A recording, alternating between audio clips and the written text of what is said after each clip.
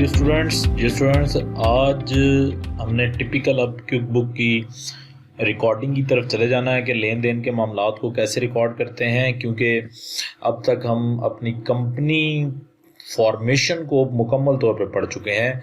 Company कैसे new form की जाती है और कैसे एग्जिस्टिंग डेटे से अगर हम लोगों ने ट्रांसफ़र करनी है तो वो कैसे करनी है। तो स्टूडेंट उससे पहले ना कुछ हमारा आज का लेक्चर जर्नल होगा, type of transaction and rules of accounting के ऊपर डिस्कस करेंगे। देखें, जो तो अकाउंटिंग फील्ड से लोग रिलेटेड हैं उनको तो बहुत सी चीज़ें पता होंगी, लेकिन क्योंकि हमने टिपिकल क्विक बुक के पॉइंट ऑफ व्यू से डिस्कस करना है, इस वजह से ज़रा देखें इस चीज़ को कैसे हम लोग करें। तो टाइप ऑफ ट्रांजैक्शन पे जब हम जाते हैं तो स्टूडेंट देखें, कोई भी ऑर्गेनाइजेशन में दो टाइप ऑफ ट्रांजैक्शन होती हैं, या कैश ट्रांजैक्शन होती है या क्रेडिट ट्रांजैक्शन होती है।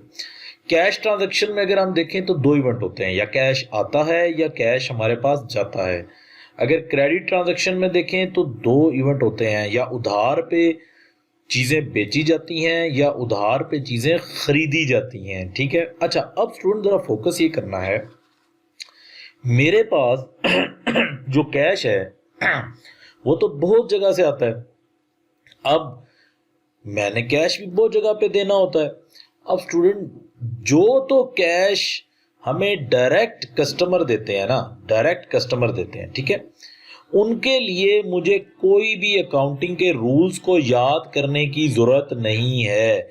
जी स्टूडेंट, तो हमें उसको एंटर करने की ज़रूरत नहीं है, यानी उसके लिए मुझे कोई भी अकाउंटिंग के रूल को डिस्कस करने की ज़रूरत नहीं है, क्योंकि वो एक्टिविटी क्योंकि वो खुद परफॉर्म करता है, उसके अकाउंटिंग मैनेजमेंट क्योंकि वो खुद करता है। अच्छा स्टूडेंट, जो मैं कैश देता हूँ वेंडर्स को, यानी कि जिनसे मैं उधार माल ख़रीदता हूँ, या मेरे वेंडर्स के अंदर बिजली के बिल का जो इलेक्ट्रिसिटी सप्लाई कंपनी है वो भी मेरी वेंडर है, जिनको मैं टैक्स पे करता हूँ वो भी मेरे वेंडर हैं। तो स्टूडेंट उसकी भी आपको काउंटिंग सीखने की ज़रूरत नहीं है कि क्या चीज़ डेबिट होगी क्या चीज़ क्रेडिट होगी, ये चीज़ क्योंकि वो खुद परफॉर्म करेगा। यानी कि आप जस्ट थोड़ा सा ये चीज़ चेक करें कि कैश जो आ रहा है जो जा रहा है, जो कैश आता है जनरली वो हमारा किसके पास से आता है, कस्टमर के पास से आता है। ठीक है, कैश ऑनर भी देता है, लेकिन जो कैश हमें कस्टमर के पास से आता है ना स्टूडेंट, उसके लिए मुझे कोई भी अकाउंटिंग का रूल एंड रेगुलेशन याद करने की ज़रूरत नहीं है। और जो कैश मैं वेंडर को पे करता हूं, यानी कि वेंडर के अंदर देखें मैंने लिखा हुआ है कि वो जो इन्वेंट्री से मेरा रिलेट कर रहा है वेंडर, जिससे मैंने माल खरीदा है, या बिजली के बिल से जो रिलेट कर रहा है, या जिसको मैंने टैक्स पे करना है, ठीक है, जैसे मेरा FBR है वो भी मेरा वेंडर है। तो स्टूडेंट उसको जो मैं पेमेंट कर रहा हूँ, मुझे कोई भी उससे रिलेटेड इवेंट उसे अकाउंटिंग याद करने की ज़रूरत नहीं है। जैसे ही मैं उसको एंटर करूँगा बिल को या पेमेंट स्केड्यूल की तरफ जाऊँगा, वो ऑटोमेटिकली उसकी एंट्री परफॉर्म हो जाएगी, ऑटोमेटिकली अकाउंट सारे के सारे अपडेट हो जाएंगे।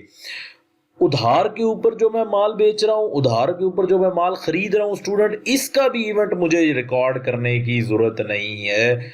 मुझे इसका इवेंट के डेबिट क्रेडिट याद करने की ज़रूरत नहीं है। मैं जैसे ही ट्रांजैक्शन को प्रोसेस करूंगा, खुद ब खुद जो है वो एंट्री हमारे पास रिपोर्ट एंड तक चली जाएगी। अब स्टूडेंट ज़रा देखें, मेजोरिटी तो हमारे पूरे बिजनेस के अंदर लेन देन के मामलात कस्टमर के साथ ही तो चल रहे होते हैं, वेंडर के साथ ही तो चल रहे होते हैं। तो 90% जो हमारे मामलात हैं उसको तो क्विक बुक ने ऑटोमेटिकली कर दिया, यानी कि उसके लिए आपको डेबिट या क्रेडिट सीखने की जरूरत ही नहीं है, रिपोर्ट एंड तो खुद ही बन जाएगा।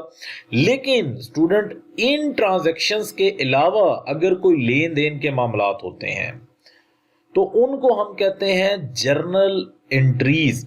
उसके लिए हमें जर्नल एंट्री पास करनी पड़ती है, और उन इवेंट्स के लिए मुझे उन इवेंट्स के लिए अकाउंटिंग के रूल्स एंड रेगुलेशन सीखने पड़ते हैं।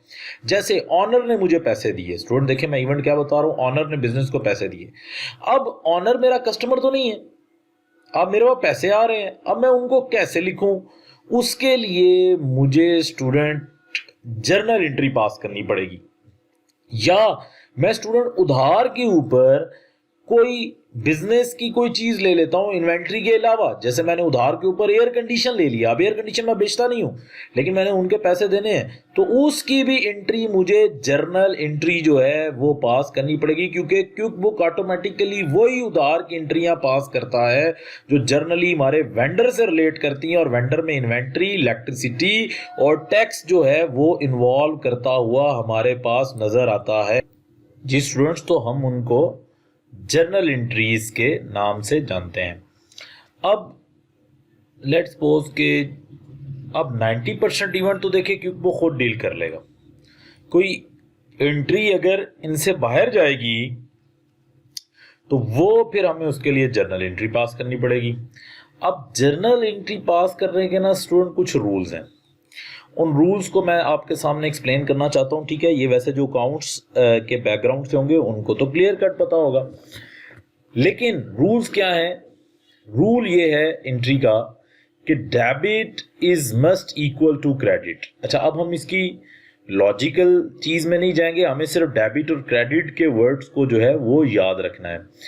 बेसिकली इसके पीछे थीम ये है कि कोई भी इवेंट, कोई भी ट्रांजैक्शन ऐसे पास हो कि लेफ्ट हैंड साइड जो है वो हमेशा राइट हैंड साइड के जो है वो बराबर हो, तो डेबिट लेफ्ट हैंड साइड को रिप्रेजेंट करता है और क्रेडिट राइट हैंड साइड को रिप्रेजेंट करता है। ठीक है, अब ये यूनिवर्सल रूल है अकाउंटिंग का। मैंने आपको पहले स्टूडेंट कहा था कि कोई भी जो इवेंट है वो हमेशा 5 हेड्स में रिकॉर्ड होता है, यानी कि कोई भी लेन देन के मामलात हैं वो इन 5 हेड्स में जाएंगे: assets and expenses, liability, capital and revenue. Asset क्या चीज है? वो चीज जिससे हम कमाते हैं, वो चीज जो मुझे कमा के देने में मदद करती है, जो मेरा हेल्प करती है ताकि मैं कमा सकूं, असासा मेरा। एक्सपेंस मेरे खर्चे, लायबिलिटीज वो पैसे जो मैंने देने हो, रिटर्न करने हो, ठीक है, मेरी जिम्मेदारियां हो, लोगों ने मुझे दी हो लेकिन मैंने रिटर्न करने हो। कैपिटल ऑनर का पैसा, और रेवेन्यू वो पैसा जो हम कमा रहे हैं, जो एसेट्स हमें कमा के दे रहे हैं। तो स्टूडेंट दो ही रूल्स हैं, जरा देखिए।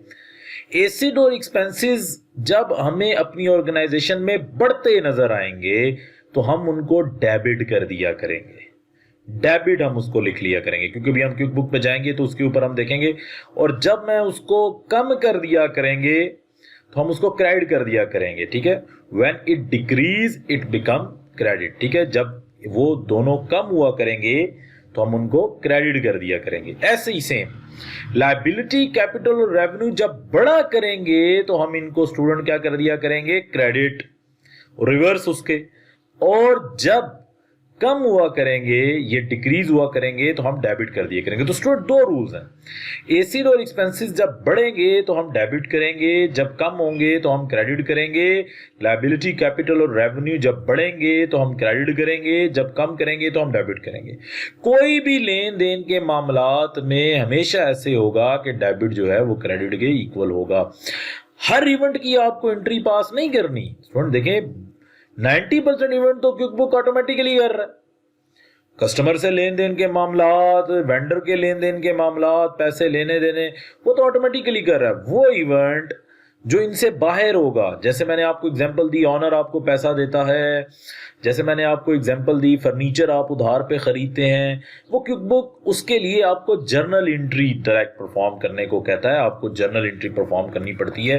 तो स्टूडेंट यानी कि देखें, अकाउंट्स का डीपली नॉलेज होना कोई इसके लिए जरूरत नहीं है। आपको जस्ट अगर वे ऑफ रिकॉर्डिंग भी पता है तो आप इस चीज को मैनेज कर सकते हैं, क्योंकि 90% ट्रांजेक्शन तो खुद होंगी, ये खुद परफॉर्म होंगी, खुद इनका डेबिट क्रेडिट होगा, खुद ये हर हेड में जाएंगी। तो इसी वजह से मैं रूल्स ऑफ अकाउंटिंग में आपको ये बात बता रहा हूं कि कोई भी जो एलिमेंट है वो इन्हीं 5 हेड्स में रिकॉर्ड होगा। पूरी अकाउंटिंग की जो जर्नल इक्वेशन है वो यही है कि debit must equal to credit, left hand side must equal to right hand side, यानी कि हमने ऐसे लेन देन के मामलात करने हैं कि डेबिट जो है वो क्रेडिट के बराबर रहे। और हमें पता है लेन देन के मामलात इन 5 हेड से बाहर नहीं जाएंगे। अब स्टूडेंट, जब आपको कोई भी क्लाइंट मिलता है बुक कीपिंग का, तो जनरली वो आपको इन्हीं इवेंट्स को परफॉर्म करने को कहता है जो क्विक बुक आपको ऑलरेडी ऑफर कर रही है। ठीक है, मतलब 90% वो इवेंट्स खुद ही परफॉर्म करती है। ठीक है, लेकिन अगर उसमें कोई एक आधा इवेंट आ जाए जो उससे बाहर हो और आपको परफॉर्म करना पड़े, तो आपको ये रूल्स याद रखने पड़ेंगे, जस्ट इनको आपको रिमाइंड करना पड़ेगा, ठीक है। तो एग्जाम्पल के तौर पे देखिए मैंने यहाँ पे लिखा है, देखिए company received ₹1 lakh loan from bank, company ने 1 लाख रुपया लोन बैंक से लिया। अब पैसा आ रहा है बिजनेस में, लेकिन स्टूडेंट देखें ये पैसा मुझे कस्टमर नहीं दे रहा, लोन मैंने लिया। अब इसको क्विक बुक परफॉर्म नहीं करेगा, क्योंकि मैंने टॉप पे आपको बताया कि पैसा जो कस्टमर देता है उसको क्विक बुक ऑटोमेटिकली परफॉर्म करता है। अब मुझे इसमें एक एंट्री पास करनी पड़ेगी, मैं कहूँगा पैसा में आ रहा है मेरे पास, तो पैसा किसकी डेफिनेशन मीट कर रहा है? एसिड की। पैसा है ना मेरा एसिड का, क्योंकि मैंने उससे फ्यूचर में इकोनॉमिक बेनिफिट लेना। मैंने कहा हर वो चीज़ जो आपको कमा के देने में मदद करती है वो क्या होती है? एसिड। तो पैसा आ रहा है, पैसा बढ़ रहा है, तो जनरल रूल में जाएं और देखें एसिड्स जब बढ़ते हैं तो क्या हो जाते हैं? डेबिट। तो मैं जब क्विक बुक में एंट्री पास करने करूंगा तो मैं कैश को 1 लाख से डेबिट कर दूंगा। यही पैसा जो मेरे पास आया है कहाँ से आया है? बैंक से आया ना, और उस बैंक को मैंने रिटर्न करना है, तो वो मेरे लिए क्या लायबिलिटी, मेरे लिए जिम्मेदारी है। तो मैं क्या करूंगा, मैं लोन को उस बैंक को क्रेडिट कर दूंगा, यानी कि देखो debit must equal to credit. और क्यों उस लोन को मैंने क्रेडिट किया? क्योंकि मेरी लायबिलिटी बढ़ रही है ना, वो पैसा आने से बिजनेस में लायबिलिटी क्या हो रही है? बढ़ रही है। तो स्टूडेंट एक बात याद रखें कि जो event quick book automatically perform नहीं करता उसकी जर्नल एंट्री पास करनी पड़ेगी, और आपको जस्ट उसमें रिमाइंड करने रूल्स। पहले तो आइडेंटिफाई करना ये अकाउंट है कौन सा, कौन सी नेचर, फिर देखना है वो बढ़ रहा है या कम हो रहा है, फिर डेबिट क्रेडिट खुद ही आप आइडेंटिफाई कर लेंगे। दो ही तो रूल्स हैं, उसी के हिसाब से। अब जरा देखें वो क्या कह रहे हैं, purchase furniture for ₹30,000 on cash. 30,000 रुपये आपने फर्नीचर परचेज किया। अब स्टूडेंट ये फर्नीचर मेरे लिए इन्वेंट्री नहीं है, मैं फर्नीचर का काम नहीं कर रहा। अब फर्नीचर मेरे लिए क्या है? हर वो चीज जो कमा के देने में आपको मदद करेगी वो क्या होगी? एसिड। तो फर्नीचर किसकी डेफिनेशन मीट कर रहा है? एसिड की। तो फर्नीचर जो एसिड है हमारे पास, जी स्टूडेंट, तो आपके पास बिजनेस में क्या आ रहा है? फर्नीचर आ रहा है, और फर्नीचर किसकी डेफिनेशन मीट कर रहा है? आपके पास एसिड की डेफिनेशन फर्नीचर मीट कर रहा है। तो एसिड जब बढ़ेगा तो आ रहा है ना, तो देखें वो डेबिट हो गया, और आपके पास से क्या जा रहा है? कैश। कैश भी एसिड की डेफिनेशन मीट कर रहा है, तो कैश कम हो गया, तो कम हो गया तो ये क्या हो जाएगा? क्रेडिट। सुन, ये बात बताने का मकसद आपको ये था कि अब जब तक आपको ये बात समझ नहीं आएगी कि इवेंट्स को मैंने कैसे क्लासिफाई किया है, तो आप क्विक बुक में ढूंढते ही रहेंगे कि मैं इस इवेंट को कैसे रिकॉर्ड करूं। देखिए 90% event quick book automatically record करेगा। जैसे ही कोई लेन देन के मामलात होते हैं, पहले आपको देखना है क्या वो कस्टमर और वेंडर के साथ है। कस्टमर और वेंडर तो ऑटोमेटिकली डील होंगे, लेकिन जो आपके पास इवेंट उसके अलावा हैं, कस्टमर और वेंडर के अलावा हैं, ठीक है, तो वो आप लोगों को स्टूडेंट जर्नल एंट्रीज से डील करने पड़ेंगे, और वो इतने इवेंट हमारे पास नहीं होते। ये चीज़ आप लोग रिमाइंड अपने जो है वो करेंगे। तो आप ज़रा क्विक बुक के फेस की तरफ चलते हैं। तो स्टूडेंट ज़रा क्विक बुक के फेस की तरफ देखें कि हम लोग जर्नल एंट्री कहाँ से पास करते हैं, ठीक है। तो जर्नल एंट्री पास करने के लिए देखें, जर्नल एंट्री पास करने के लिए आप कंपनी में जाएंगे, और ये देखें क्या लिखा हुआ, मेक जर्नल एंट्रीज। यहाँ पे आप क्लिक कर देंगे, और ये अच्छा एक बात, ये एडजस्टिंग एंट्री का आप हमेशा से हटा लेंगे। तो ये देखें स्टूडेंट, यहाँ पे भी देखें वो डेबिट और क्रेडिट दे रहे हैं।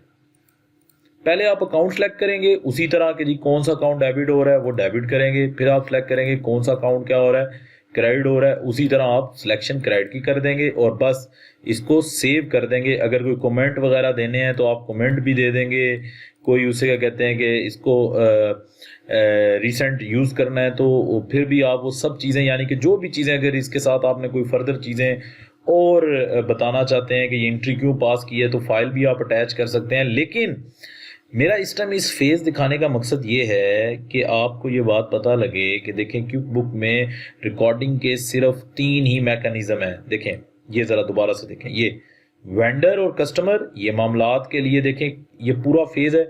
इसके लिए आपको कुछ भी नहीं करना, इसके लिए जस्ट आपको यहीं डेटा पुट करना है और ये डेटा खुद ही प्रोसेस हो जाएगा आगे। इसके अलावा अगर कोई डेटा आपके पास आता है तो आपको एंट्री पास करनी है। और स्टूडेंट एंट्री पास करने से पहले आप ये बात याद रखें कि आपने एंट्री जो है उसकी लॉजिक आपको पता होनी चाहिए कि 5 ही काउंट्स होते हैं, एसिड्स, लायबिलिटी, कैपिटल, रेवेन्यू और एक्सपेंस, ठीक है। तो आपने देखना है कि उसमें हो क्या रहा है। एसिड बढ़ रहा है तो डेबिट, और उसी तरह आपने अगर एसिड कम हो रहा है तो क्रेडिट। तो आप बस ये ख्याल रखें कि आपने डेबिट और क्रेडिट को क्या करना है, इक्वल करना है। फिर ये रिपोर्ट एंड पे खुद ब खुद जो है वो प्रोसेस होता हुआ चला जाएगा। तो ये चीज़ प्लीज़ आप लोगों को यहाँ पे देखनी पड़ेगी, इस चीज़ के ऊपर आपको देखना पड़ेगा। बाकी देखें, अभी इवेंट्स की क्लासिफिकेशन हमने कर दी, अब इवेंट को हम इजी इजी रिकॉर्ड करना शुरू कर देंगे। अब आपके लिए प्रॉब्लम नहीं होगी कि आप कहेंगे कि भाई हमें ये चीज़ बताई जाए कि अब ये इवेंट कहाँ से रिकॉर्ड होगा, ये इवेंट कहाँ से रिकॉर्ड होगा। देखिए स्टूडेंट, कस्टमर के जितने इवेंट हैं वो ये कस्टमर के टैब से रिकॉर्ड होंगे, वेंडर्स के जितने इवेंट हैं वो वेंडर के टैब से रिकॉर्ड होंगे। ये ऑटोमेटिकली इनका पैसा आना जाना, जो सारे मामलात हैं, ये 90% तो ऑर्गेनाइजेशन में यही मामला चल रहे होते हैं। इसके अलावा स्टूडेंट जस्ट यहाँ से बाकी सारे मामलात रिकॉर्ड होंगे, और इस तरह आप उसे क्या कहते हैं कि अपनी सारी की सारी जो मैनेजमेंट है क्विक बुक की वो परफॉर्म करेंगे, और एक ऑनर को आप सारी डिटेल्स देंगे कि किस तरह से उसके पास उसे क्या कहते हैं कि पूरी ऑर्गेनाइजेशन में सारे फैक्टर्स जो हैं वो चल रहे हैं। अच्छा स्टूडेंट, क्योंकि ये आज का जो लेक्चर है ये टिपिकल अकाउंट्स के पॉइंट ऑफ व्यू से था, इस वजह से आप इसको ज़रा ध्यान से देखेंगे, इस चीज़ को ज़रा नोट करेंगे। देन अब जो कल का लेक्चर है वो हम इसी तरह अब फॉर्मेशन की तरफ जाएंगे, और स्टेप 1 ये होगा कि prepare the charts of account and enter the opening balances. तो कल का हमारा लेक्चर इंशाल्लाह ताला ये होगा। अब स्टेप बाय स्टेप इसको सिंक्रोनाइज करते जा रहे हैं। ज़रा देखें, पहले हमने क्रिएशन ऑफ कंपनी को डील किया, फिर हमने किसी और डेटा के ट्रांसफ़र को डील किया। अब हमें थोड़ी क्विक बुक की स्ट्रक्चर की ये बात समझ आ गई है कि एक ऑनर इससे किस तरह से सारी डिटेल उसे क्या कहते हैं कि अक्स कर सकता है। तो स्टूडेंट, अब हमारा जो नेक्स्ट काम है वो ये होता है कि जब आप किसी भी क्लाइंट की साइट पे जाते हैं, क्विक बुक इंस्टॉलेशन करते हैं, अगर उसके पास गिवन डेटा है तो वो ट्रांसफ़र करते हैं, तो अब बारी होती है हमारे पास अकाउंट्स के ओपनिंग बैलेंसेस डालने की। तो स्टूडेंट, थोड़ा सा ये बात गौर कीजिएगा कि एक मैं आपको बात समझाना चाह रहा हूँ कि जो हमारा चार्ट्स ऑफ अकाउंट होता है, ठीक है, ये हमारे पास सारे बैलेंसेस को रिप्रेजेंट करता है कि हमारे पास कौन से हेड का कितना बैलेंस इस टाइम चल रहा है। यानी कि इन्वेंट्री मेरे पास कितने से पड़ी हुई है, फर्नीचर मेरे पास कितने से पड़ा हुआ है, मेरी लाइबिलिटीज़ कितने से हैं, ऑनर्स के कितने पैसे मेरे पास पड़े हुए हैं। देखें, नेचर को हमें क्लियर करना है, ठीक है, और एक्सपेंसेस के मद में क्या क्या हमारे पास बैलेंसेस चल रहे हैं, सेल्स की मद में क्या क्या बैलेंसेस चल रहे हैं। जनरली एक्सपेंसेस और सेल्स के ओपनिंग बैलेंसेस को स्टूडेंट नहीं डाला जाता। ओपनिंग बैलेंसेस जिन हेड्स के डाले जाते हैं वो होते हैं एसेट्स के, लायबिलिटी के और कैपिटल के। रेवेन्यू और एक्सपेंसेस के हेड के ओपनिंग बैलेंसेस को नहीं डाला जाता। ये बात आप अपने माइंड में रखिएगा। हम किन के ओपनिंग बैलेंसेस को डालते हैं? एसेट्स के, लायबिलिटी के और कैपिटल के। तो स्टूडेंट्स, एसेट्स में जो इन्वेंट्री है इसका ओपनिंग बैलेंस आपको डालने की ज़रूरत नहीं होती। इसका ओपनिंग बैलेंस डालने की ज़रूरत नहीं होती, ना आपको लायबिलिटी के अंदर टोटल वेंडर के जो आपने पैसे देने हैं उसकी लायबिलिटी का भी बैलेंस डालने की ज़रूरत नहीं होती, और एसेट्स में टोटल रिसीवेबल का भी बैलेंस डालने की ज़रूरत नहीं होती। अब स्टूडेंट, ज़रा जस्ट आपने इस बात के ऊपर फोकस करना है, इस चीज़ को आप लोगों ने देखना है कि ये जो इन्वेंट्री है ना मेरे पास, इन्वेंट्री ज़रा फोकस करें, ये जो इन्वेंट्री है मेरे पास, ये इन्वेंट्री मेरे पास बहुत है। यानी कि देखें, मेरे पास इस टाइम कितने आइटम हैं, 1 2 3 4 5, नंबर ऑफ आइटम मेरे पास बहुत हैं, ठीक है। इन आइटम्स को जब मैं चार्ट, इन सारे आइटम्स में ट्रांजैक्शंस होनी है, इन सारे आइटम में लेन देन के मामला होने हैं, लेकिन स्टूडेंट चार्ट्स ऑफ अकाउंट में देखें तो मेरे पास एक ही आइटम है। चार्ट्स ऑफ अकाउंट में आपको डिफरेंट आइटम क्रिएट करने की जरूरत नहीं होती। चार्ट्स ऑफ अकाउंट में सिर्फ आपको ये मेंशन करना है कि टोटल मेरे पास इन्वेंट्री कितनी पड़ी है। ये जस्ट इन्वेंट्री से रिलेटेड पहले मैं बात कर रहा हूँ, जस्ट इन्वेंट्री से रिलेटेड मैं पहले ये बात कर रहा हूँ, ठीक है। तो स्टूडेंट, इस बात को आप रिमाइंड रखें कि वेंडर्स, अब देखें मेरे कितने वेंडर्स हैं, देखें इधर मैं अगर थाउजेंड्स ऑफ मेरे वेंडर्स हों, उन सब के अलग-अलग बैलेंस होंगे। लेकिन मेरे कितने रिसीवेबल्स हैं, रिसीवेबल्स देखें मेरे बहुत हैं, ठीक है, इनके अलग-अलग बैलेंसेस होंगे। स्टूडेंट, ये जितने भी मेरे बैलेंसेस होंगे, स्टूडेंट ये जितने भी बैलेंसेस होंगे, ये सारे के सारे जो बैलेंसेस हैं, मुझे इनको चार्ट्स ऑफ अकाउंट में एक एक हेड एंटर करने की ज़रूरत नहीं है, क्योंकि जब मैं इन बैलेंसेस को इन्हीं मॉड्यूल में अपडेट करूंगा तो ये बैलेंसेस खुद ही अपडेट हो जाएंगे। Let's see there. जैसे अब मैं एक आइटम नया क्रिएट करता हूं, ज़रा सब देखिएगा, ये बहुत एक इंपॉर्टेंट बात है, ठीक है। मैंने न्यू एक आइटम क्रिएट किया, देखें इन्वेंट्री का पार्ट मैंने उसको क्रिएट किया कि ये मेरी इन्वेंट्री है, और उसमें मैंने उस आइटम का नाम लिखा कि लेट्स सपोज कुछ भी मैंने लिख लिया कि सो कि मैं साबुन एलिमेंट है, ठीक है, और उसमें डव, ठीक है, डव है, ठीक है, मेजरमेंट इसकी ईच है। अब स्टूडेंट ज़रा देखें, इसमें अभी मैंने ये तो सारी चीज़ें डेफिनेटली आपको सिखानी है कि जब हम इन्वेंट्री के मॉड्यूल में जाएंगे कि आपने कैसे ये एक एक हेड के ऊपर बात करनी है, लेकिन इस टाइम हम ओपनिंग बैलेंसेस की बात कर रहे हैं, तो इनमें सिर्फ आपको आइटम और अकाउंट हिट कराने की ज़रूरत है। उसके बाद स्टूडेंट देखें, यहाँ पे आपने देखे क्वांटिटी ऑन हैंड कि इस टाइम मेरे पास क्वांटिटी कितनी है। ओपनिंग बैलेंस की बात करो, लेट्स सपोज मेरे पास 10 क्वांटिटी है, उसकी वैल्यू कितनी है, उसकी वैल्यू है जी मेरे पास 500, तो 500 मल्टीप्लाई बाय 10 ये कितना हो जाएगा 5000। जैसे ही आप इसको सेव करेंगे, ये सेव होगा तो ये खुद ही अपडेट हो जाएगा यहाँ पे। और अब ज़रा आप चार्ट्स ऑफ अकाउंट में जाके देखें, तो स्टूडेंट चार्ट्स ऑफ अकाउंट में ये देखें, पहले 10,000 आ रहा था, यहाँ आप कितना हो गया 10,500, ये खुद ब खुद अपडेट हो गया बैलेंस। आपको यहाँ पे अपडेट करने की जरूरत नहीं है। देखिए नीड क्या है, नीड ये है कि आप यहाँ पे जैसे जैसे अपडेट करते जाएंगे हर बैलेंस को, ठीक है, कैसे अपडेट करेंगे, यहाँ पे आप यहाँ पे लिखते जाएंगे कि इस टाइम क्वांटिटी कितनी है, उसकी टोटल वैल्यू कितनी है। जब आप किसी क्लाइंट के पास जाते हैं तो देखें वो आपको ओपनिंग बैलेंसेस देता है, तो जो स्टॉक का ओपनिंग बैलेंस होता है, इन्वेंट्री का ओपनिंग बैलेंस होता है, उसको चार्ट्स ऑफ अकाउंट में डालने की ज़रूरत नहीं होती। आप उसको यहीं पे अपडेट करेंगे तो वो ऑटोमेटिकली वहाँ पे अपडेट होता जाएगा। और मैं आपको एक बात बता रहा हूँ कि यहाँ देखें, मेरे पास thousands of item and services पड़ी हैं जिनको मैं बेच रहा हूँ, लेकिन यहाँ चार्ट्स ऑफ अकाउंट में मैंने एक ही हेड बनाया हुआ है, वो हेड अपडेट होता जाएगा कि टोटल मेरे पास इन्वेंट्री कितनी पड़ी है। मुझे ये देखने की ज़रूरत नहीं है कि इधर मुझे अलग-अलग हेड बनाने की ज़रूरत नहीं है, वो खुद ही हेड को अपडेट करता जाएगा। अगर आपने देखना है कि मेरे पास एक हेड कितना इन्वेंट्री में पड़ा है, तो वो यहाँ से आप चेक करेंगे ना कि जैसे ये सोप डब था, मेरे पास ये 10 आइटम जो हैं वो मेरे पास पड़े हुए हैं, ठीक है, ये नज़र आ रहा है कि मेरे पास 10 आइटम जो हैं वो पड़े हुए हैं। तो स्टूडेंट जब अलग-अलग देखना है तो यहाँ से देखना है, लेकिन चार्ट्स ऑफ अकाउंट में आपको अलग-अलग करने की जरूरत नहीं है। मैं फिर आपको ये बात समझा रहा हूँ कि आपको हर ओपनिंग बैलेंस यहाँ से इंडिविजुअल आइटम का अपडेट करना है, वो खुद ही अपडेट होता जाएगा। ऐसी जब मैं वेंडर्स की बात कर रहा हूँ, तो वेंडर्स में जब आप एक न्यू वेंडर ऐड करेंगे, लेट्स सपोज कि आप यहाँ न्यू वेंडर अली को ऐड कर रहे हैं, तो स्टूडेंट देखें यहाँ ही उसका ओपनिंग बैलेंस का हेड आ रहा है कि इस टाइम आपने उसके कितने पैसे देने हैं। तो लेट्स सपोज मैंने उसका 40,000 रुपीज़ देने हैं, तो मैं यहाँ पे जब इसको सेव करूँगा तो देखें ये 40,000 रुपीज़ यहाँ पे अपडेट हो गए कि ये 40,000 रुपये जो हैं वो मैंने देने हैं। तो अब ज़रा स्टूडेंट देखें, जब आप चार्ट्स ऑफ अकाउंट में एंटर होते हैं, जब आप चार्ट्स ऑफ अकाउंट में एंटर होते हैं तो ये देखें अकाउंट पेएबल कि मैंने टोटल कितने पैसे देने हैं खुद ही अपडेट हो गया। इसके अंदर मैंने अली के कितने देने हैं, वकास के कितने देने हैं, असद के कितने देने हैं, स्टूडेंट वो चीज़ जो है वो अपडेट होती रहे जी स्टूडेंट्स। तो ये बात फिर देखे कि इन्वेंट्री, वेंडर्स और कस्टमर, इन तीनों के ओपनिंग बैलेंसेस आपको चार्ट्स ऑफ अकाउंट में हेड्स में जाके डालने की ज़रूरत नहीं है। यहाँ पे इंडिविजुअल हेड्स में आप डालते जाएंगे, वहाँ पे सिंगल एक अकाउंट बनता जाएगा, जिनको हम अकाउंट्स की ज़ुबान में जर्नल लेजर कहते हैं। तो अब जब कस्टमर की बारी है तो देखें उसी तरह कि जब कस्टमर में आप जाएंगे, न्यू कस्टमर ऐड करेंगे, या न्यू कस्टमर मैंने ऐड किया, ठीक है, या न्यू कस्टमर मैंने ऐड किया असद।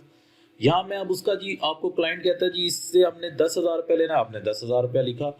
जस्ट आपने इसको जब सेव किया, तो जस्ट आपने जब इसको सेव किया तो अब यहाँ पे 10,000 रुपये अपडेट हो गया कि आपने असद से 10,000 रुपया लेना है। लेकिन जब चार्ट्स ऑफ अकाउंट में आप गए तो देखिए वहाँ पे भी 10,000 रुपया ये देखिए अकाउंट रिसीवेबल के हेड में आ गया। अब यहाँ पे आपने 15 लोगों से पैसे लेने हैं, यहाँ तो ये टोटल बताएगा कि आपने 15 लोगों से कितने पैसे लेने हैं, लेकिन किस किस से कितने पैसे लेने हैं वो आपको इन मॉड्यूल में पता लगेगा। यानी कि no need of any accounting knowledge कि भाई मैं इसको क्या करूं, डेबिट करूं, क्रेडिट करूं, क्या करूं। जस्ट आपने जब कस्टमर ऐड करना है, देखिए वहाँ पे ओपनिंग बैलेंस की इन्फॉर्मेशन आ रही है, इन्वेंट्री ऐड करनी है वहाँ पे बैलेंस की इन्फॉर्मेशन आ रही है, वेंडर ऐड करना है वहाँ पे बैलेंस की इन्फॉर्मेशन आ रही है। जैसे जैसे आप बैलेंस ऐड करते जाएंगे वैसे वैसे जो है ये मेरा चार्ट्स ऑफ अकाउंट के बैलेंसेस ऐड होते जाएंगे। इसके अलावा स्टूडेंट मैं फिर आपको कह रहा हूँ रेवेन्यू और एक्सपेंसेस के बैलेंसेस डालने की जरूरत नहीं होती। अगर कोई और हेड हो उसका बैलेंस आपने डालना है, लाइक ये फर्नीचर है तो इस पे आप डबल क्लिक करेंगे, फर्नीचर पे आप क्लिक करेंगे, यहाँ से अकाउंट आएगा आपके पास, अकाउंट से आप ये एडिट अकाउंट में चले जाएंगे, एडिट अकाउंट में चले जाएंगे तो ये देखिए स्टूडेंट एंटर ओपनिंग बैलेंस का ऑप्शन आ रहा है। यहाँ आप ओपनिंग बैलेंस लिखेंगे, किस दिन का ये बैलेंस है सिलेक्शन करेंगे। लेट्स सपोज कि मेरे पास 1,00,000 रुपए का फर्नीचर पड़ा हुआ है तो ये मैं ओके करूंगा, ये आज का बैलेंस है, सेव एंड क्लोज करूंगा तो ये देखिए स्टूडेंट इसका बैलेंस खुद ही अपडेट हो गया। यानी कि रिसीवेबल, इन्वेंट्री और पेएबल के बैलेंसेस उनके मॉड्यूल से अपडेट होते हैं और जबकि बाकी सब के बैलेंसेस हमें यहीं से अपडेट करने पड़ेंगे। तो इक्विटी में ऑनर देखें, अब मैंने आपको ये बात की है कि तमाम एसेट्स, लायबिलिटी और कैपिटल के बैलेंसेस आपने अपडेट करने होते हैं कि एसेट्स के हमारे पास बैलेंसेस कितने होते हैं, एसेट्स हमारे पास क्या क्या चल रहे हैं उनके बैलेंसेस आपको अपडेट करने होते हैं, लायबिलिटीज़ हमारे पास क्या क्या चल रही हैं उनके बैलेंसेस आपको अपडेट करने होते हैं। ठीक है, ऑनर के पैसे हमारे पास क्या चल रहे हैं, ऑनर को हम इक्विटी के अंदर देखें क्योंकि हमने शुरू में पार्टनरशिप बिजनेस रखा था, इस वजह से देखें कि पार्टनर की इक्विटी क्या चल रही है वो आपको ऐड करना पड़ेगा, दूसरे पार्टनर की इक्विटी क्या चल रही है वो ऐड करना पड़ेगा। ठीक है, यहाँ पे आपको तमाम बैलेंसेस जो हैं वो ऐड करने पड़ेंगे। इन बैलेंसेस को जैसे ही आप ऐड करेंगे तो ये खुद ब खुद इन बैलेंसेस की एडजस्टमेंट कर देगा। No need of any other entry, आपको कुछ भी ऐसा नहीं होगा, ये खुद ही इक्वल कर देगा सब चीज़ों को। ठीक है, क्योंकि आपको पता है कि अभी हम रूल्स में ही पढ़ के कि हमेशा left hand side equal to right hand, accounting में हमेशा इक्वल चलता है। तो जो एंड रिपोर्ट्स आती हैं स्टूडेंट, उसमें जो बैलेंस शीट की रिपोर्ट होती है, ये जो अकाउंट्स वाले हैं उनको ज़्यादा पता होगा। ठीक है, लेकिन अभी जब आप एंड रिपोर्टिंग में जाएंगे तो आपको ये बात क्लियर हो जाएगी बाकी सबको भी कि वो रिपोर्ट हमेशा इक्वल ही रहेगी, कभी आउट नहीं होगी। ये आप बैलेंसेस डालेंगे ये खुद इक्वल कर देगा उसको, खुद उसके बैलेंसेस को ये एडजस्ट कर देगा, लेकिन आपको इन बैलेंसेस को डालना आपके लिए बहुत ज़्यादा ज़रूरी है। तो देखें बहुत आसान है इन बैलेंसेस को डाला। अब लेट्स सपोज स्टूडेंट कि कोई ऐसा अकाउंट आता है जो पहले से चार्ट्स ऑफ अकाउंट में एग्जिस्ट नहीं करता, तो आप उसको क्रिएट करेंगे न्यू अकाउंट। अब देखिए स्टूडेंट ये वही बात कि अकाउंट की सबसे पहले आपको नेचर क्लियर करनी पड़ेगी कि वो अकाउंट कौन सा है। लेट्स सपोज कि मेरे पास 2 पार्टनर के अकाउंट चल रहे हैं लेकिन मेरे बिजनेस में तीसरा पार्टनर भी है, तो मैंने इक्विटी सिलेक्ट किया। अगर इसमें से कोई नहीं है तो अदर अकाउंट टाइप में चले जाएं, देखें कोई और अकाउंट अगर है तो उसको आप सिलेक्ट कर लें। देखिए अकाउंट की 5 ही नेचर होती हैं, इन्हीं 5 में से ये कभी आउट नहीं होगा। Long term liability, other current liability, ठीक है, अदर करंट एसेट। अभी इस अदर टाइप्स ऑफ अकाउंट के ऊपर अगर हम मेजोरिटी में देखें तो देखें करंट एसेट्स हमारे पास क्या होते हैं। करंट एसेट्स वो होते हैं जिन्होंने 1 साल के अंदर अंदर हमें फ़ायदा देना हो, और नॉन करंट एसेट्स ये फिक्स एसेट्स क्या होते हैं जिन्होंने 1 साल से ज़्यादा अरसे के लिए फ़ायदा देना हो। लॉन्ग टर्म लायबिलिटी क्या होती है जो 1 साल के बाद के मैंने पैसे देने हो, और अदर करंट लायबिलिटी क्या होती है जिसको मैंने 1 साल के अंदर अंदर पैसे देने हो। आप देखेंगे इसमें से आपकी नेचर कौन सी है जो अकाउंट आप ओपन करने जा रहे हैं। लेट्स सपोज इक्विटी की नेचर है, देखिए मैंने इक्विटी किया, मैंने कंटिन्यू किया। अब मैं उसका नेम यहाँ पे सिलेक्ट कर रहा हूँ कि उसका नेम क्या है। मेरे पास 2 पार्टनर हैं तो मैंने लिख दिया पार्टनर थर्ड, या उस पार्टनर का नाम ही लिख दिया। ठीक है, उस पार्टनर का नाम लेट्स सपोज वकास चल रहा है तो मैंने यहाँ पे वकास को लिख दिया। अब स्टूडेंट मुझे नेचर डिफाइन करने की ज़रूरत है, इसकी डिस्क्रिप्शन लिखनी है, डिस्क्रिप्शन लिख दें नोट। अगर इसका ओपनिंग बैलेंस डालना है ओपनिंग बैलेंस डाल दें और जस्ट आप सेव कर दें तो ये देखें अकाउंट क्रिएट हो जाएगा। स्टूडेंट चार्ट्स ऑफ अकाउंट में कोडिंग की ज़रूरत ही नहीं है। मैं आपको पहले कह रहा था कि कोडिंग यहाँ पे नीड ही नहीं होती। हाँ, आपको ज़रूरत क्या होती है, ज़रूरत ये होती है कि आपको सिर्फ ये बात पता लगे कि आपकी नेचर क्या है, उस अकाउंट को जो ओपन करने जा रहे हैं उसकी नेचर क्या है। लेट्स सपोज कि देखिए यहाँ पे repair and maintenance account open हुआ है। अब मैं आपको एक और एग्जांपल दे रहा हूँ। आपके 5-6 ऑफिस हैं, अब आप इसमें एक और एक्सपेंस का अकाउंट बनाना चाहेंगे और नेक्स्ट करें, कंटिन्यू करेंगे। अब देखें अकाउंट नेम आपने लिखा कि रिपेयर एंड मेंटेनेंस,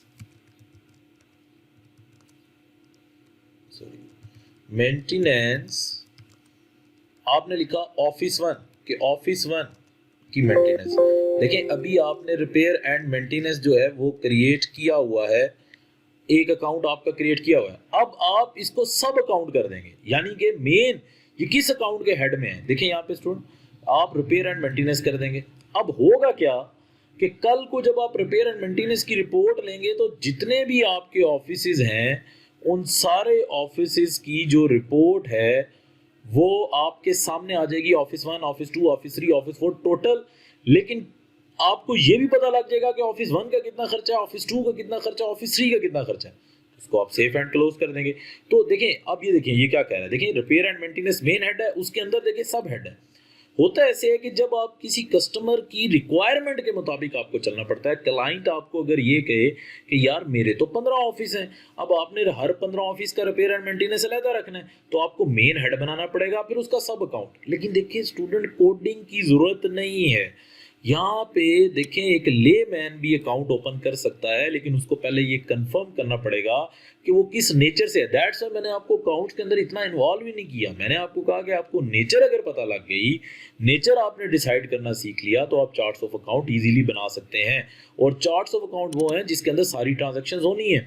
और मेन जो हेड है अकाउंट पेएबल, अकाउंट रिसीवेबल, जिनसे पैसे लेने हैं और जिनको पैसे देने हैं, और इन्वेंट्री, वो तो स्टूडेंट सारे के सारे अपने मॉड्यूल से यहाँ से मैनेज हो रहे हैं, उनके बैलेंसेस। आपको तो फर्दर कोई एक्टिविटी करने की जरूरत है ही नहीं। हाँ, उसके अलावा अगर कोई अकाउंट आप ओपन करते हैं तो आप चार्ट्स अकाउंट में जाएंगे। मैंने आपको शॉर्टकट पहले बताया था, कंट्रोल+A। कंट्रोल+A का शॉर्टकट है, आप यहाँ पे जाएंगे। अगर कोई बैलेंस आपको ऐड करना है तो आप उसी तरह देखें स्टूडेंट, क्या डबल क्लिक और डबल क्लिक करके, इसके ज़्यादा आसान तो ये है कि आप क्लिक करें और अकाउंट्स में जाएं और आप एडिट अकाउंट करें। एडिट अकाउंट करके आप यहाँ ओपनिंग बैलेंस एज ऑफ ये बैलेंसेस डाल के सेफ एंड क्लोज कर दें। अब जैसे ही आप ये बैलेंस डालेंगे तो स्टूडेंट देखें ये रिपोर्ट ट्रेंड्स पे इनका इफेक्ट खुद ही जाता जाएगा, आपको जरूरत ही नहीं है। Let's see a one report, let's suppose there is a balance sheet. अगर आप देखें तो स्टूडेंट ये देखें ये खुद ब खुद इक्वल है। देखें यहाँ पे भी 1,20,500 है, यहाँ पे भी 1,20,500 है। तो आपको जस्ट बैलेंसेस डालने की जरूरत है। इस टाइम देखिए ये मेरी सारी बैलेंस शीट आ गई है। ये रिक्वायर्ड होती है रिपोर्ट एक ऑनर को कि वो क्या करना चाह रहा है, वो ये देखना चाह रहा है कि इस टाइम मेरे पास कौन कौन से हेड के क्या क्या बैलेंसेस चल रहे हैं। इन्वेंट्री मेरे पास 10,500 से पड़ी है, एसेट्स मेरे अकाउंट में 10,000 से पड़े हैं, फर्नीचर 1,00,000 से पड़ा है। तो टोटल मेरे पास एसेट्स कितने से हो गए, सारे एसेट्स को ऐड करके 1,20,500। ये एसेट्स हमने लिए कैसे हैं, लायबिलिटी, पैसे देने हैं अभी लोगों के 40,000 रुपये, और ये ऑनर के पैसे हैं। तो स्टूडेंट देखें ओपनिंग बैलेंसेस डालना बहुत ज़रूरी है। देखें एक्टिविटीज़ को साथ साथ सिंक्रोनाइज करेगा। फर्स्ट क्रिएशन ऑफ कंपनी, फिर कोई क्लाइंट के पास आप जाएं, वो कंपनी क्रिएट करने के बाद आपसे ये पूछते हैं, आप उसे पूछेंगे यार अपना गिवन डेटा दे दो जो आप ट्रांसफ़र कराना चाहते हो, गिवन डेटा ट्रांसफ़र करेंगे, फिर आप ओपनिंग बैलेंसेस डालेंगे। अब उस क्लाइंट की कंपनी ऑपरेशंस के लिए मुकम्मल तौर पे तैयार है, क्योंकि आपने ओपनिंग बैलेंसेस भी डाल दिए हैं, आपने तमाम उसके चार्ट्स ऑफ अकाउंट भी फाइनल कर लिए हैं, उसकी कैटेगरी देख के कि कौन कौन से एक्सपेंस के हेड हैं, कौन कौन से आपके डिफरेंट हेड हैं। ठीक है, तो ये चीज़ आप लोगों ने नोट करनी है। ठीक है, तो अब एक सिर्फ लास्ट में बात करता चलूँ कि एक्सपेंसेस को देखिए हमने दो हेड में क्लासीफाई किया है, एक ये एक्सपेंसेस है, एक CGS है। स्टूडेंट प्रॉफिट कैसे फाइंड किया जाता है, रेवेन्यू में से जब एक्सपेंस को माइनस किया जाता है तो प्रॉफिट फाइंड किया जाता है। मैं आपको ज़रा रिपोर्ट की तरफ लेके चलूँ, आप ज़रा रिपोर्ट को ज़रा देखें। ये देखें मैं प्रॉफिट एंड लॉस की बात कर रहा हूँ। तो ये देखें रेवेन्यू में से जब एक्सपेंस को माइनस किया जाता है तो क्या आता है, प्रॉफिट आता है। अब स्टूडेंट देखें ये मेरे पास सारा रेवेन्यू के हेड हैं, ये मेरे पास एक्सपेंस के हैं, लेकिन एक्सपेंस के हेड में मैंने दो चीज़ें क्लासिफाई, एक्सपेंसेस और CGS। होता ये है कि CGS वो एक्सपेंस होता है जो मेन हमारी प्रोडक्ट के ऊपर हो रहा होता है। जैसे देखें मैं फॉर एग्जांपल पेन बेच रहा हूँ, तो 10 रुपए का पेन मैंने ख़रीदा है, तो उस पेन को बेचने जो बेच रहा हूँ 10 रुपए का पेन है, वो 10 रुपए को मैंने 15 रुपए में बेचा है, तो वो 10 रुपए मेरे पास सीजीएस है। लेकिन बाकी मेरे सारे मिसलिनियस खर्चे होते हैं जो उनको बेचने के ऊपर आ रहे होते हैं, जो प्रोडक्ट रिलेटेड एक्सपेंसेस होते हैं उनको सीजीएस कहते हैं, ताकि स्टेक होल्डर कल को ये मुझसे पूछे कि यार डायरेक्ट एक्सपेंस हमारा कौन सा है, डायरेक्ट खर्चा इस पेन के ऊपर हमारा कौन सा हो रहा है, यानी कि वो पेन मुझे कितने में पड़ रहा है, वो पेन ने मुझे कितना बेसिकली कमा के दिया, तो वो सीजीएस से हमें पता लगेगा कि वो सीजीएस पेन वो कितने में हमें पड़ा। तो स्टूडेंट इस वजह से इसमें आपने ये नहीं देखना कि सर ये सीजीएस कोई अलग पार्ट है, नो, ये सिर्फ आपको डायरेक्शन देने के लिए कि अगर आपको लगता है कि कोई ऐसा खर्चा है जो डायरेक्ट प्रोडक्ट से रिलेट कर रहा है, यानी कि ये प्रोडक्ट बनाने पे ही हो रहा है, तो उस खर्चे को स्टूडेंट आप सीजीएस के तौर पे लिखेंगे। जब आप अकाउंट क्रिएट करने की तरफ जाएंगे तो देखें, जब आप अदर में जाएंगे तो ये देखें स्टूडेंट ये सीजीएस है, तो आप कंटिन्यू करेंगे उस पर, फिर आप सीजीएस का अकाउंट बनाएंगे। तो याद रखें कि कुछ ऐसे खर्चे होते हैं जो डायरेक्ट हमारे इन्वेंट्री बनाने पे हो रहे होते हैं, उन तमाम खर्चों को हम सीजीएस कहते हैं। एक फैक्ट्री के अंदर आपको पता है कि बहुत से ऐसे खर्चे हो रहे होते हैं जो डायरेक्ट इन्वेंट्री के बनाने पे हो रहे होते हैं, लेकिन बाकी तमाम खर्चे जो डायरेक्ट इन्वेंट्री से रिलेट नहीं करते, हम उनको उन्हीं के हेड्स में एक्सपेंसेस में क्लासीफाई करते हैं। तो स्टूडेंट आज आपने ओपनिंग बैलेंसेस को डालना सीखा और चार्ट्स ऑफ अकाउंट बनाना सीखे, लेकिन याद रखें स्टूडेंट्स के 5 नेचर से आगे नेचर हमारे पास नहीं है। तो इंशाल्लाह ताला कल के लेक्चर में आप लोगों से मुलाकात होगी और कल से अब हम लोग ऑपरेशंस की तरफ आ जाएंगे और फाइनली अब हम ऑपरेशंस की तरफ चलेंगे। तो आज आप इस एक्सरसाइज को कंप्लीट करें, आप ओपनिंग बैलेंसेस को डालना सीखें, चार्ट्स ऑफ अकाउंट में डिफरेंट अकाउंट्स को बनाना सीखें। तो मैं अभी जस्ट आपको एक एक्सरसाइज भेज रहा हूँ, वैसे ही आपने एक्सरसाइज मुझे कंप्लीट करके देनी है। Thank you very much.